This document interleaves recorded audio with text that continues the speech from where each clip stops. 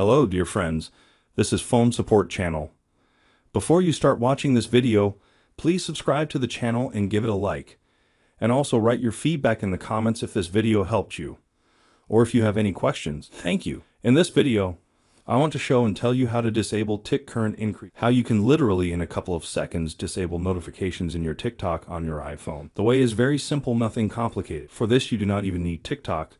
You just need to go into the settings of your iPhone. Go up here, click on search, and in the search write TikTok, find this application. Now here we can simply select the item. Notifications, select it, and turn it off. That is, click allow notifications, and thus we just turned off the notification from TikTok. That is nothing complicated this way. Or you can turn them on. And then here you can select any item that you are interested in, for example, that I did not have. Banners, turn it off, or there. Lock screen, also turn it off, or that the notification came without sound.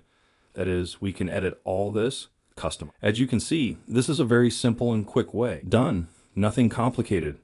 If you like this video, put likes and subscribe to the channel, and also watch other useful videos on the channel. That was Phone Support. Bye bye. See you later.